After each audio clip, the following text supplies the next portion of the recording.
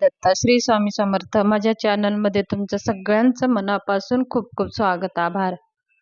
चला तर मग आज आपला विषय आहे पितृपक्षामध्ये पितृंची शांती करण्यासाठी, आपले पितृ शांत होण्यासाठी, आपल्याला जो पितृदोष लागलेला आहे ते पितृदोष कमी करण्यासाठी आज मी खूप विशेष आणि महत्त्वाची माहिती सांगणार आहे. व्हिडिओ स्किप करू नका, पूर्ण पहा. नवीन आला असाल तर एकदा चॅनलला सबस्क्राईब करा, लाईक करा.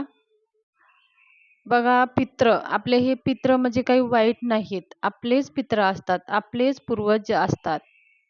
आणि 3 पिढ्याचं पितृंचा दोष आपल्याला लागत असतो. आणि पितृ पंधरवाड्यामध्ये जर आपण मनाभावाने काही सेवा, उपाय, काही दीपदान, काही अन्नदान, असे काही जरी आपण त्यांचं स्मरण करून जर काही केले तर आपल्याला पितृदोषापासून मुक्ती भेटते. तर आज मी अशी काही विशेष सेवा सांगणार आहे. बघा, हे पितृ पंधरवाड्यामध्ये तुम्ही आवर्जून करा. तुमचे आई-वडील आहेत, मग तुम्हाला असं वाटतं का आमचे आई-वडील आहेत आमचे, मग आम्ही कशाला करावं? तर असं नाही. तुमच्या 3 पिढ्यांचं पितृ लागतं. तुमचं आजी-आजोबा, तुमचे पणजोबा, अशा प्रकारे आपल्याला पितरांचा दोष लागत असतो. म्हणून पितृ पंधरवाडा हे पितरांना समर्पित हा पंधरवाडा असतो. ह्या 15 दिवसामध्ये आपण मनोभावे आपल्या पितरांची सेवा करायची असते.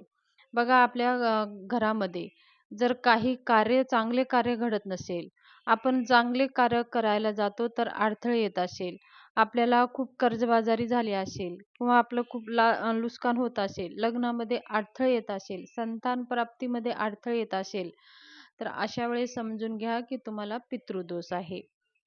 पितृदोष बघा, हे काही वाईट नाही. जसं बघा, आपण भगवंताची पूजा करतो. देवांना किती हजारो, लाखो, करोडो लोक मानतात आणि त्यांची सेवा करतात. त्यांना सगळं काही अर्पण करतात. पितृ असे असतात की ते फक्त आपलं आणि आपल्याशीच त्यांचं नातं असतं. म्हणून तर पितरांना देवापेक्षा जास्त स्थान दिलेलं आहे. ज्यांचे पितृ असंतुष्ट असतात त्यांच्या परिवारावरती पितरांचं कोप लागतो आणि त्यांचं आशीर्वाद भेटत नाही आणि ते पितृ त्यांना आशीर्वाद देत नाहीत. म्हणून आपण आपल्या पितरांची सेवा करायची असते. पितृ पंधरवाड्यामध्ये आपल्याला काय करायचं आहे? पितृसूक्त, हा पितृसूक्त आपल्याला गुगलवर सर्च करा, तुम्ही सहज भेटून जाईल. आणि हे पितृसूक्ताचं पाठ दररोज दक्षिणेकडे तोंड करून आपल्याला म्हणायचं आहे. म्हणताना एक मोहरीच्या तेलाचं दिवा लावायचा आहे. त्याचं तोंड दक्षिणेकडे व्हावं, आपला पण तोंड दक्षिणेकडेच व्हावं, अशी आपल्याला काळजी घ्यायची आहे. आणि ही सेवा सकाळी अंघोळ केल्या केल्या आपण अगोदर दक्षिणेकडे तोंड करून आपल्याला एक आसन घ्यायचं आहे आणि ते देवाचं आसन नसावं, ते सेपरेट आसन असावं. पितरांसाठी हे सेपरेट आसन असावं आणि पांढऱ्या कलरचं असलं तरी चालेल.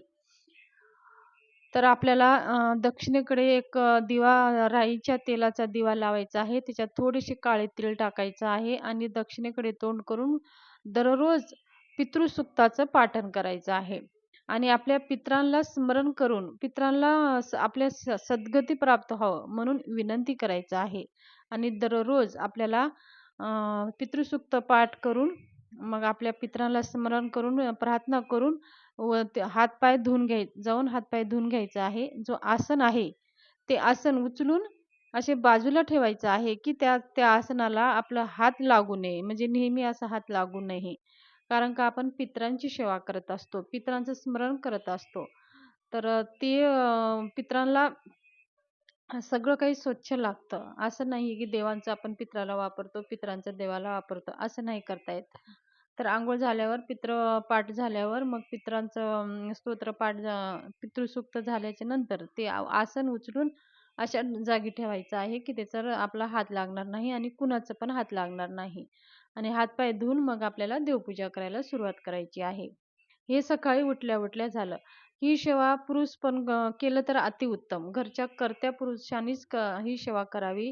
समजा आता कर्त्या पुरुषाला जमत नाही, कारण ड्युटीचा वेळ नसतो, काही काही कारणं असतात, त्याला वेळ भेटत नसेल, तर महिलांनी केलं तर चालेल.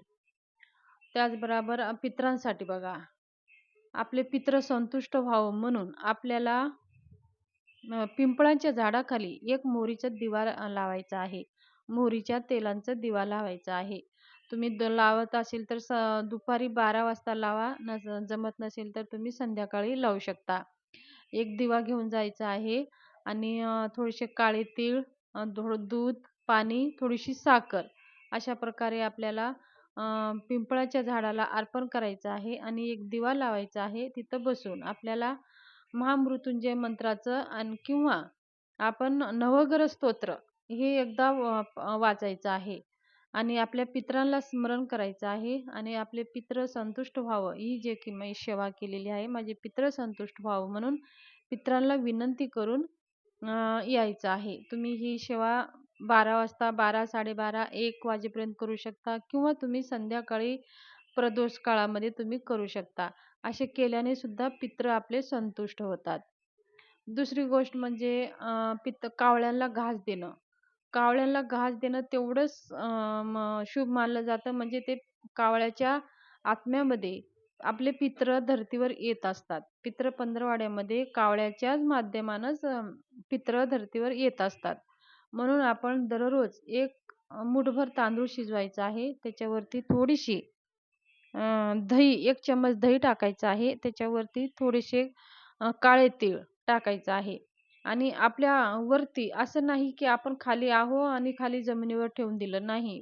पितरांचं स्थान वरती असतं. आपल्याहून वर असतं. म्हणून आपण आपल्या गच्चीवर अशा जागी वरच्या जागेवर किंवा पत्रावर, आपले पत्र असेल तर पत्रावर अशा वरती ठेवायचं आहे आणि ते कावळे येऊन खाऊन जातील. कावळे येत असतील. कावळे चौकडच येत असतात. तर तशा जागेवरती तो दही आणि भात ठेवायचा आहे आणि एक वाटीभर पाणी साईडला ठेवायचं आहे आणि हे पितृ पंधरवड्यामध्ये दररोज 12 ते 12:30 ह्या वेळामध्ये दही-भात आपल्याला वरती गच्चीवर ठेवायचा आहे.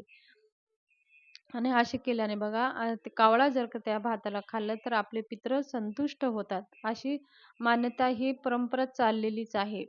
तर तुम्ही आवर्जून कावळ्यांना दही-भात आवर्जून ठेवा. तसेच बघा गाई आणि कुत्रा. गाई कुत्र्याला सुद्धा जर काही आपण गाईला घास दिला तरी आपले पितरांना ते घास जातं आणि आपले पितृ संतुष्ट होतात. कुत्र्यांना जर घास दिला तरीही पण आपले पितृ संतुष्ट होतात. कावळा, कुत्रा, गाई ह्या पितृ पंधरवड्यामध्ये एक-एक घास तुम्ही आवर्जून देत जा. आता बघा कुणाला प्रश्न पडतो की आपल्याकडे गाई नाहीये.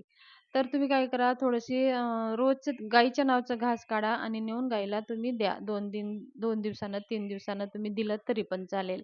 कुत्रं तर बघा आता बाहेर आपण पडलो तर कुत्रे अशी फिरतच असतात. तर कुत्र्याला आता बिस्किट म्हणा किंवा चॉकलेट खात नाही. कुत्रं चपाती म्हणा अशी दिलं तरी बघा आपले पितृ संतुष्ट होतात. आणि पशु-पक्षींना अशा ह्यांना गोरगरिबांना दान-धर्म जेवढं आपलं पितरांचं स्मरण करून दान-धर्म दिले, तर तेवढे आपले पितृ संतुष्ट होतात. आपले पितृ शांत होतात आणि आपल्या पितरांची कृपा आपल्यावर प्राप्त होते. म्हणून हे पितृ पंधरवडा पितरांना समर्पित हा पंधरवडा आहे. तर ही माहिती शेअर करायची होती. माहिती कशी वाटली? आवडली असेल तर चॅनलला शेअर, सबस्क्राईब जरूर करा. धन्यवाद.